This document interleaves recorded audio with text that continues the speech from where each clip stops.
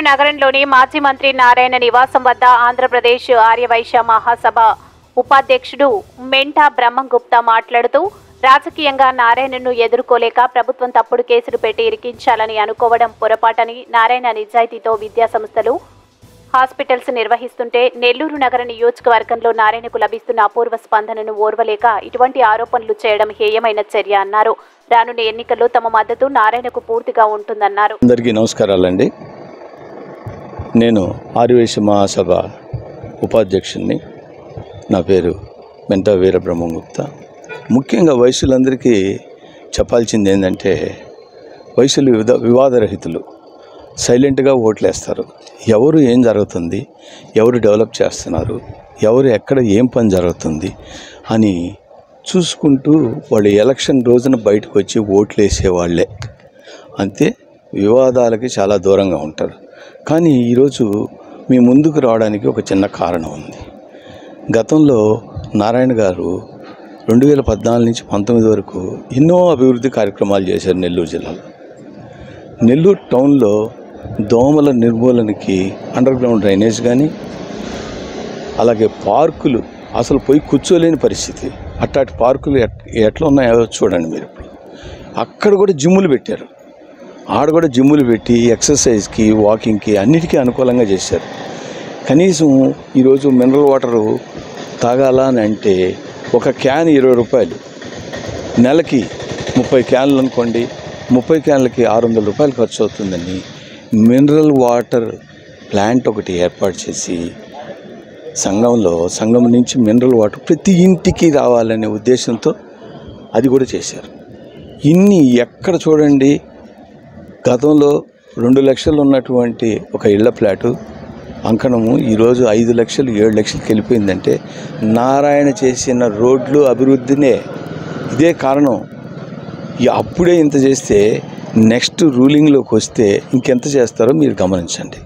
ముఖ్యంగా ఈరోజు ఎంత దురదృష్టకరం అంటే, నారాయణ గారి ఇంటి మీద మూకుమ్మడిగా దాడి చేశారు. దాడి అంటే ఎలాగంటే, ఏదైనా మెడికల్ షాప్లో చెక్ చేయాలనుకోండి, మీ ఇంట్లోకి వచ్చి చేస్తారా? మెడికల్ షాప్లో చేయాలన్నా? మెడిసిన్స్ మెడికల్ షాప్లో చేయాలా? ఇక్కడేంది చేసేది? లేనిపోని అభాండాలు సృష్టించి నారాయణ గారిని మైనస్ చేయాలని అనుకుంటున్నారు. కానీ దానివల్ల ఇంకా ఆయన పెరుగుతాడే కానీ తగ్గేదిలే. ఎందుకనంటే, ఒకసారి అబద్ధం చెప్తే నమ్ముతారు, 2 సార్లు చెప్తే నమ్ముతారు. ప్రతిరోజు అబద్ధాలు చెప్తే ఎవరు నమ్మరు. మీరు అది గమనించండి. రోజు ఒక ఆయన చచ్చిపోయాడండి అంటారు. ఆయన బతికే ఉంటాడు. రోజు చచ్చిపోయాడంటే ఎవరు నమ్ముతారు? ఈ అబద్ధాలు చెప్తున్నాడని. ఎలక్షన్ దగ్గర పడే కొద్దీ ఇట్లాంటి చర్యలు ఎక్కువ అవుతున్నాయి. గతంలో కూడా ఇదే విధంగా ఇబ్బంది పెట్టారు. ఎలక్షన్ జరిగే కొద్దికి ఇలాంటి చర్యలు ఎక్కువైపోతున్నాయి. ఆ ఎక్కువైపోయే కొద్దికి వీళ్ళు ఏమి చేయలేరు. ఇంకా ఆయన గెలుపు ఖాయమైపోయింది. అందుకనే ఎవరిని పెట్టాలని అర్థం కాక ఎవరో ఒకరిని పెట్టేసి మమా అనిపించేటట్టు చేసుకుంటున్నారు. మేబీ మీరు ఎవరినన్నా పెట్టుకోండి, ఓడిపోయేది ఖాయము. నారాయణ చేతిలో 100% పాజిటివ్ ఉంది. మీరు ఎన్ని ఇబ్బందులు పెట్టినా కూడా ఆయనకి జరిగేది ఏమీ లేదు. ఇంకా కూడా మాకు ఇప్పుడే ఒక న్యూస్ వచ్చింది, రేపు ఎల్లుండో నారాయణ గారిని అరెస్ట్ చేస్తారో అని. దానికి కూడా ఏం భయపడ్డు. ఎవరైతే రైడ్ చేశారో వాళ్ళందరూ కూడా రేపు ఉత్తరోత్తర చాలా ఫేస్ చేయాల్సి ఉంది. డెఫర్మేషన్ చేయలేరా? నారాయణ గారు ఎటువంటి వాళ్ళు, ఆయన విద్యా సంస్థలు ఎటువంటి అప్రతిష్ట పాలు చేసే విధంగా మీరు ప్రవర్తిస్తే గమ్ముగుండరు నారాయణ గారు. మహాత్మా గాంధీ ఇక్కడ కొడితే ఇక్కడ అని చెప్పి ఆ కోవకు చెందినోడైనా కానీ జనాలు ఒప్పుకోవట్లే. సార్ మీరు యాక్షన్ తీసుకోవాల్సిందే అని అంటున్నారు. మీరు ఒకటే గమనించండి, ప్రజలందరూ రాబోయే రోజుల్లో తెలుగుదేశం పార్టీ ఘన విజయం సాధిస్తుంది. ముఖ్యంగా నేను దాదాపు 16 ఎలక్షన్లు చేశాను. 77లో వెంకయ్యనాయుడు గారికి ఒంగోలు వెళ్ళాం, శంకర్ నారాయణ మేమందరం కలిసి.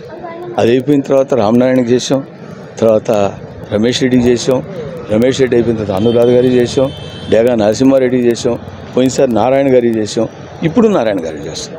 ఇన్ని ఎలక్షన్ జరిగితే ఎప్పుడు కూడా ఇటువంటిది లేదు. ఎప్పుడు కూడా ప్రత్యక్షంగా కానీ పరోక్షంగా కానీ ఇట్లాంటి దాడులనే మాటే లేదు. ఈ తడవే వస్తుంది. ఒక ఫ్రాక్షనిస్ట్ని సీఎంగా చేస్తే ఇదే జరిగేది.